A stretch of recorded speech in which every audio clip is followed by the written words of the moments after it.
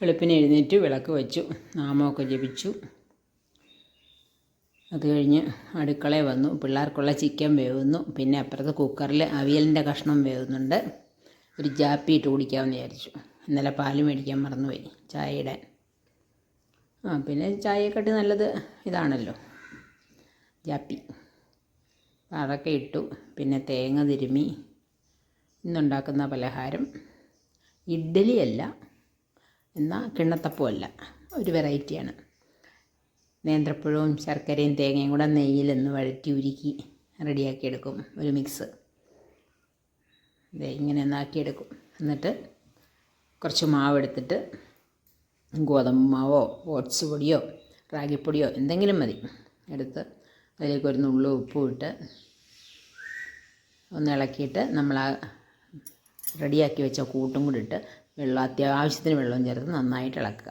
അതിനകത്തൊരു ഇത്തിരി baking soda ഇട്ട്, ഒരു നുള്ളു മതി ബേക്കിംഗ് സോഡ ഇട്ട് ഒരു 10 മിനിറ്റ് റെസ്റ്റ് ചെയ്യാൻ വയ്ക്കുക.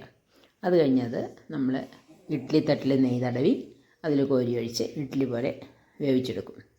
നല്ല കേക്ക് പോലെ ഇരിക്കും. നല്ല പലഹാരമാണ് രാവിലെ കഴിക്കാൻ. ആവിയിൽ വെന്തതായതുകൊണ്ട് എണ്ണയും വെയിൽ പൊരിച്ചതും അങ്ങനെയുള്ള പ്രശ്നങ്ങളൊന്നുമില്ല. പിന്നെ നമ്മൾ അവിയലിനരയ്ക്കാൻ തേങ്ങയും ജീരകവും ചെറിയ ഉള്ളിയും പച്ചമുളകും അതിനകത്ത് നേരത്തെ ഇട്ടിട്ടുണ്ട് വേവിക്കാൻ. അതുകൊണ്ട് പിന്നെ പച്ചമുളക് അരച്ചില്ല.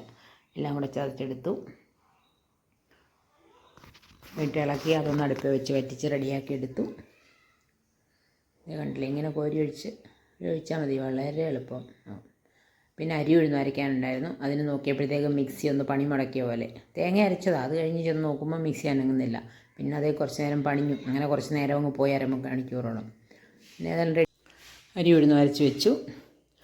രണ്ടാളും എൻ്റെ അടുത്ത് വന്നിവിടെ കിടക്കുകയാണ്. കുട്ടു എന്തോ ആലോചിച്ച് കിടക്കുന്ന പോലെ. വേറൊന്നുമല്ല, കൂട്ടിലോട്ട് പോകണം. ഞാനിപ്പോൾ പോകാൻ റെഡിയായി കഴിയുമ്പോൾ അതിഷ്ടമല്ല. അതാണ് ഇങ്ങനെ വിഷമിച്ച് കിടക്കുന്നത്.